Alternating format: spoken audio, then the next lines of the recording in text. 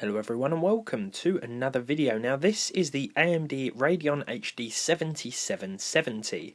More specifically, it's the Sapphire Vapor X edition. Releasing in 2012, this $159 mainstream card would have been ideal for those of you who wanted pretty decent performance at a respectable price.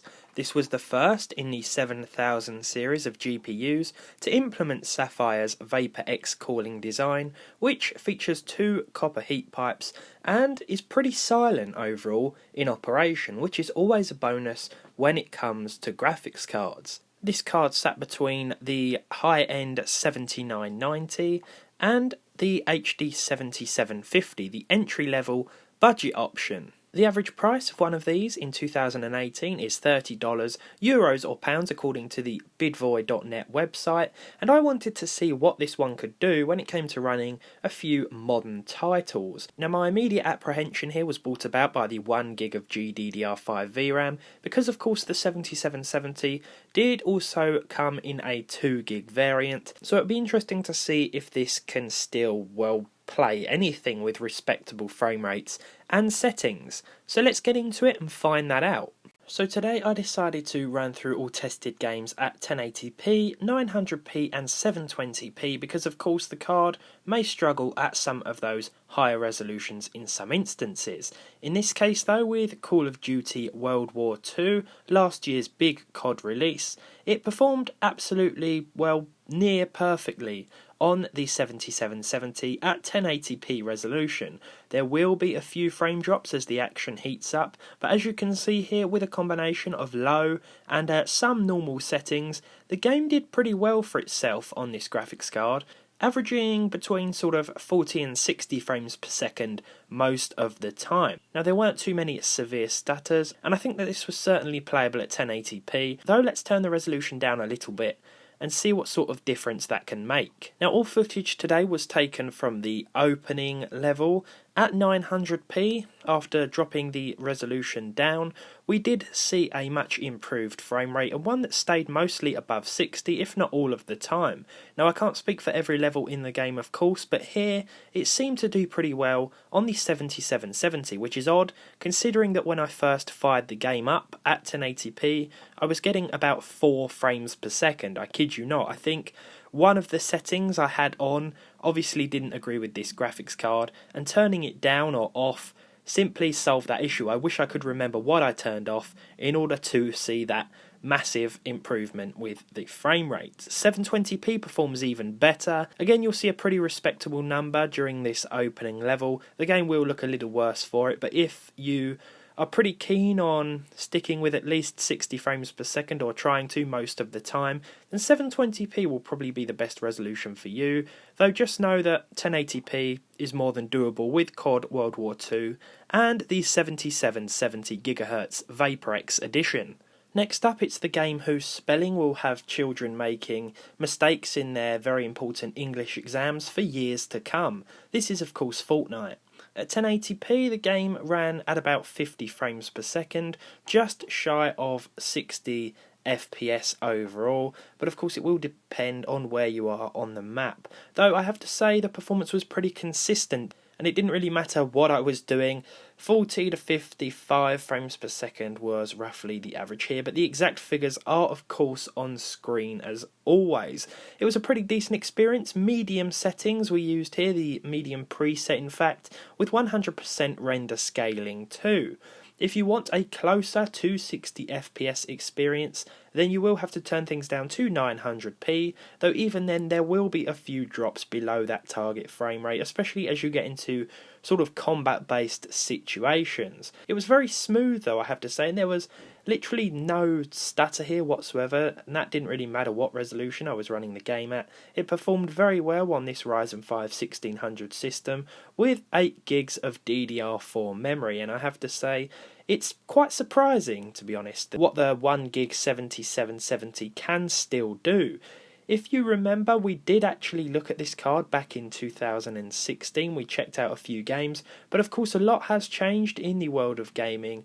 Many new drivers have come out for this card, and many new games have of course come out as well, and they're only getting more demanding by the year. 720p here was the only way to guarantee yourself more than 60 FPS, with the game running closer to 80 if anything. Again, it doesn't look as good, but for the best gameplay experience and ignoring all graphical fidelity here, 720p was definitely the best way to go. Personally, I'd still play at 1080p and just be happy with that 50 frames per second. It was still a very nice experience overall. Fortnite, more than playable on this old card. Now, some people seem to think that you've got more chance of finding a one-ended stick than you have of finding an optimised Ubisoft game, but here Assassin's Creed Odyssey certainly makes some improvements over its predecessor, AC Origins. For example, I know AC Origins really didn't like some older cards, yet with the 7770 it is performing okay. 1080p isn't the best example to show you here, but immediately I'm going to drop the resolution to 900p, and while there is a slight increase in frame rate, we are still lagging behind that ideal 30 frames per second that I hope to see in this game. Now, of course, everything is on low, yet the render resolution is at 100% and nothing else has been changed. The anti-aliasing is even switched on, because with it off, the game looks pretty horrible, and the performance improvement is literally 1 or 2 frames per second, if that. So for the sake of jaggies filling up your screen, I'd rather have the anti-aliasing switched on here. If we turn things down now to 720p, you'll see that we averaged 30 frames per second. Now, this isn't too dissimilar from how the game ran on AMD's Ryzen 5 APU that we tested the other day, so it's nice to see that the old 7770 can still handle this game, albeit with reduced settings. My gameplay period here was pretty much comprised of running around this little shipping village. I did wander into the wilderness. In some instances the frame rate did improve by about 4 or 5 FPS, though I wanted to sort of give you a representation of how a busy area would perform, and as you can see, I don't think it did too badly. I think a lot of you were probably expecting a worse result, myself included, so if you want to play AC Odyssey on this card, then you could do so, though bear in mind you will probably still experience a few frame drops here and there, especially when it comes to some more intense fighting scenes. Now, I initially thought that running Forza Horizon 4 on the 1GB 7770 was pretty much a lost cause. After all, I did get about 900,000 low memory warnings during my gameplay, and when I fired the game up I was given the option as to whether or not I wanted to continue due to the limited VRam. I'm glad I did though, and I was pretty surprised to find out it wasn't a big stuttery mess.